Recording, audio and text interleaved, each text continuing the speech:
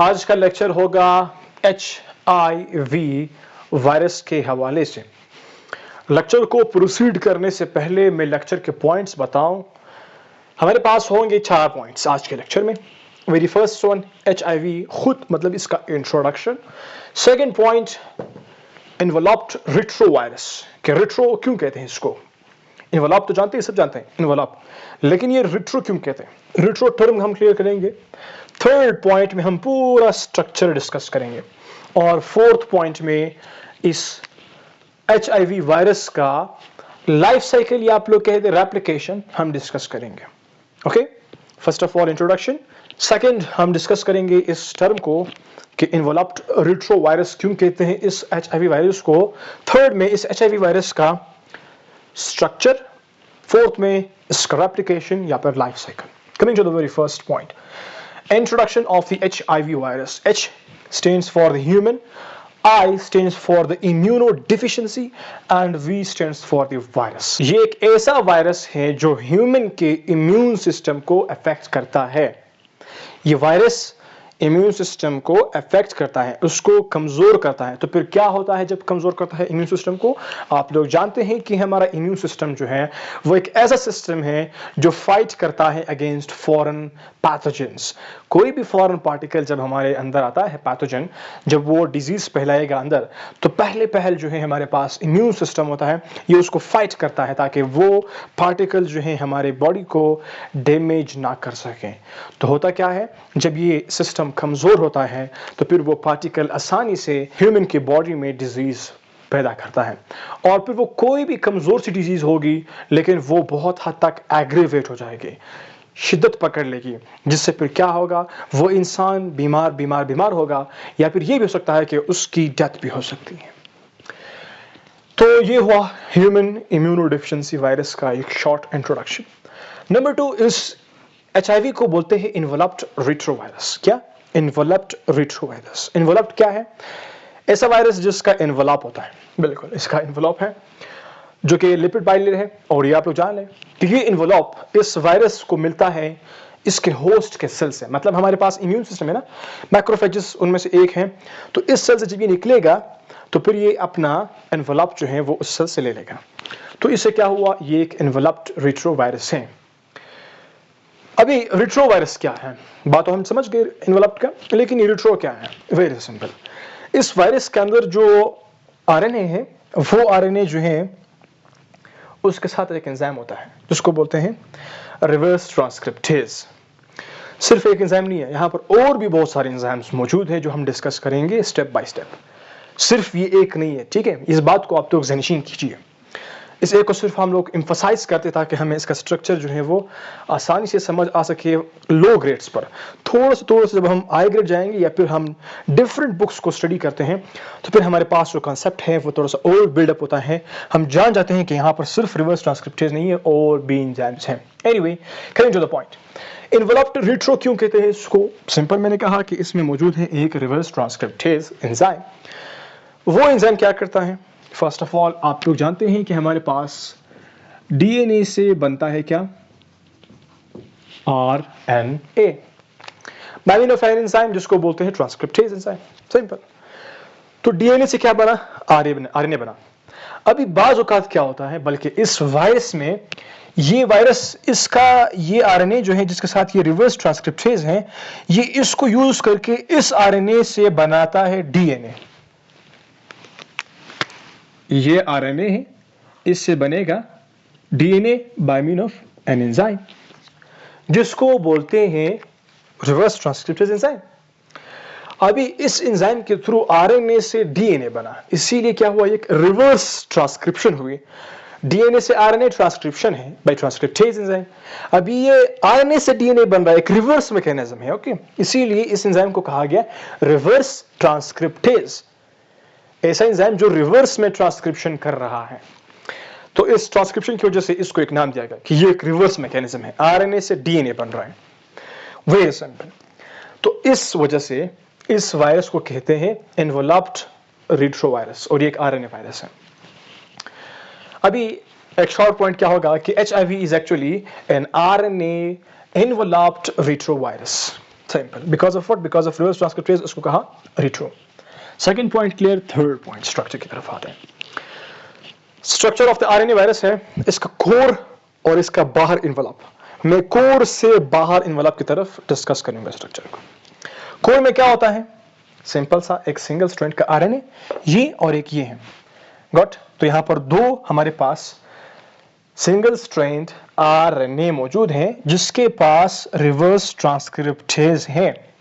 और मैंने कहा कि यहां पर और भी एंजाइम्स अवेलेबल हैं जो मैं स्टेप बाय स्टेप आप लोगों को बता दूंगा। और उसके बाद इसको कवर क्या होता है एक प्रोटीन की लेयर जिसको बोलते हैं कैप्सिड। और इन दोनों को, आरएनए और कैप्सिड को कलेक्टिवली कहते हैं न्यूक्लियोकैप्सिड। क्यों? क्योंकि आरएनए और डीएनए हमारे पास न्यूक्लिक एसिड है और कैप्सिड तो हमारे पास प्रोटीन्स हैं। तो इस न्यूक्लिक एसिड से न्यूक्लियोटर्म बना और फिर कैप्सिड के साथ मेच किया, न्यूक्लियोकैप्सिड बना। Confusion clear? आरएनए को न्यूक्लिक एसिड कहते हैं जिससे हमने न्यूक्लियोटर्म उठाया और कैप्सिड के साथ मिलाया, न्यूक्लियोकैप्सिड। सिंपल। तो इन दोनों को कलेक्टिवली न्यूक्लियोकैप्सिड कहते हैं। फिर उसके बाद है एक और प्रोटीन का लेयर जिसको बोलते हैं मैट्रिक्स प्रोटीन। और फिर उसके बाद होता है एनवेलप जो कि एक लिपिड का बना होता है। लिपिड के दो लेयर होते हैं, लिपिड बाय लेयर। तो दो लेयर कहां से आ गए? वेरी सिंपल, ये जो आपका सेल होता है उसका तो मेम्ब्रेन आप लोग जानते हैं कि it is lipid bye membrane. तो वही मेम्ब्रेन इसका एनवेलप बनाता है जिसमें ये फिर कवर करता है।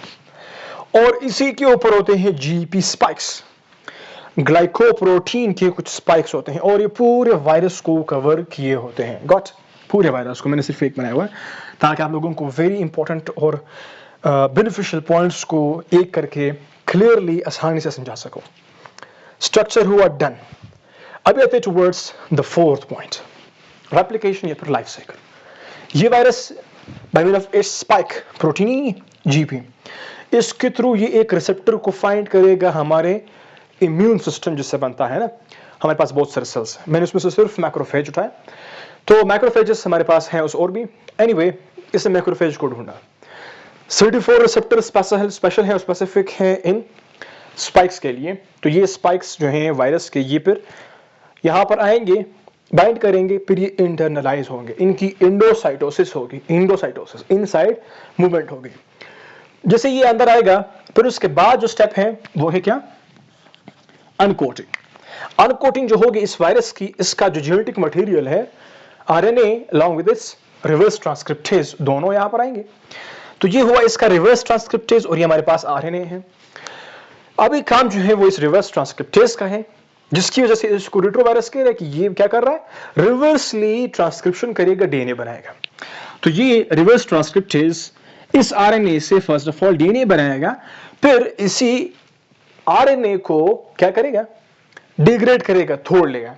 फिर उसके बाद जो है इस सेकंड डीएनए से ये रिवर्स ट्रांसक्रिप्टेज एक कंप्लीमेंट्री डीएनए बनाएगा और फिर ये दोनों जो डीएनए हैं इनकी फ्यूजन होगी। फ्यूजन के बाद इसकी मूवमेंट होगी टुवर्ड्स द न्यूक्लियस, न्यूक्लियस की तरफ जाएंगे। वहां पर एक और वायरल एंजाइम, कौन सा एंजाइम? वायरल, जिसको बोलते हैं इंटीग्रेस, ये भी यहां पर होता है। ओके, इंटीग्रेस मैंने कहा था कि स्टेप बाय स्टेप समझाऊंगा। इंटीग्रेस के थ्रू, नाम से जाहिर है इंटीग्रेशन, ये जोड़ेगा इस वायरल डीएनए को। अभी जो डीएनए ना, पहले आरएनए था, अभी डीएनए को एक और होस्ट के डीएनए के साथ जोड़ेगा। फिर उसके बाद क्या होगा? तो आप लोग जानते हैं डीएनए से फिर बाद में यहां पर आरएनए बनते हैं। यहां पर दो इंपॉर्टेंट लॉजिक्स मैं आप लोगों को समझाऊंगा। द वेरी फर्स्ट लॉजिक कि यहां से जब इस डीएनए की रीडिंग होती है, इससे जब बाय मीन ऑफ ट्रांसक्रिप्शन एक आरएनए बनता है, वो आरएनए दो तरह के होते हैं। एक आरएनए होता है, कौन सा आरएनए? Viral RNA. दूसरा आरएनए जो होता है वो होता है मैसेंजर आरएनए, जिसके ऊपर क्या होते हैं? मैसेजेस होते हैं। वो मैसेजेस किसके होंगे? फॉर प्रोटीन सिंथेसिस होंगे। कौन से प्रोटीन्स? वायरस के प्रोटीन्स। वो भी कौन से होंगे? जीपी स्पाइक्स, कैप्सिड वाले, मैट्रिक्स वाले और एटसेट्रा जो यहां पर और भी मौजूद है, इंटीग्रेज वगैरह सब। तो इन शॉर्ट मैसेंजर आरएनए बनेगा, वो आएगा राइबोसोम्स के ऊपर, यहां पर ट्रांसलेशन होगी, प्रोटीन्स बनेंगे, बहुत सारे प्रोटीन्स। और मैंने ये भी कहा कि एक लॉजिक के मुताबिक आरएनए भी बनेगा। एक और लॉजिक के मुताबिक ये जो डीएनए है जब इसकी ट्रांसक्रिप्शन होगी पहले ये मैसेंजर आरएनए बनाएंगे, सिर्फ मैसेंजर आरएनए। ओके, एक लॉजिक के मुताबिक messenger RNA plus genomic RNA वो आरएनए जो वायरल आरएनए है। इन शॉर्ट पहले ये मैसेंजर आरएनए फर्स्ट लॉजिक के मुताबिक और जीनोमिक आरएनए भी बनाएगा वायरल आरएनए। सेकंड लॉजिक के मुताबिक ये सिर्फ मैसेंजर आरएनए बनाएगा। वो मैसेंजर आरएनए आएगा टुवर्ड्स राइबोसोम्स, वहां पर उसकी रीडिंग होगी।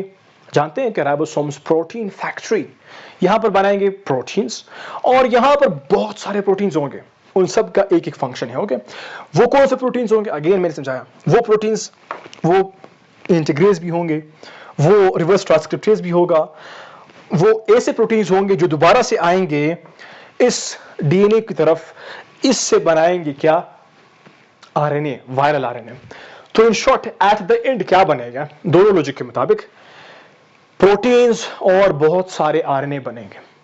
अभी प्रोटीन्स कौन कौन से होंगे, सिंपल से सारे प्रोटीन्स, इंटीग्रेज, और यहां पर proteases enzyme during the translation एक इंपॉर्टेंट रोल प्ले करेगा। वो है जब प्रोटीन का चेन बन रहा होगा तो उसको स्पेसिफिक पॉइंट पर तोड़ेगा, फिर जब तोड़ेगा उसके बाद वो फंक्शनल प्रोटीन होंगे। इन शॉर्ट प्रोटीन भी बनेंगे और इंटीग्रेज भी बनेंगे और साथ में रिवर्स ट्रांसक्रिप्टेज भी बनेंगे, आरएनए भी बनेंगे। तो एक वायरस के लिए जो चाहिए होता है, कैप्सिड प्रोटीन, मैट्रिक्स प्रोटीन, जितने भी प्रोटीन है स्पाइक्स वाले, तो वो सब प्रोटीन्स और आरएनए वो सब बनेंगे और एक बहुत सीक्वेंस के साथ इनकी असेंबली होगी, फिर उसके बाद उनकी पैकेजिंग होगी। हर एक वायरस में एक दो सिंगल स्ट्रैंड के आरएनए होंगे, उनके साथ अपना रिवर्स ट्रांसक्रिप्टेज होगा, उनकी अपनी कैप्सिड होगी, मैट्रिक्स प्रोटीन होगा, इस तरह से इनकी पैकेजिंग हो गई होगी।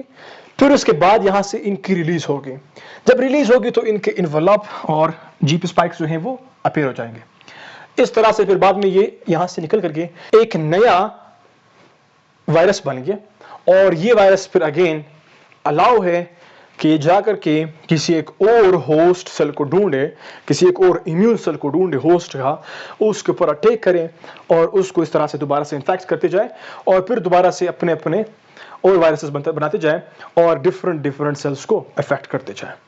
तो इस तरह से होता है ये रेप्लिकेशन कंप्लीट। और अगर फिर भी कोई क्वेश्चन है कमेंट बॉक्स में पूछे। Thank you for watching.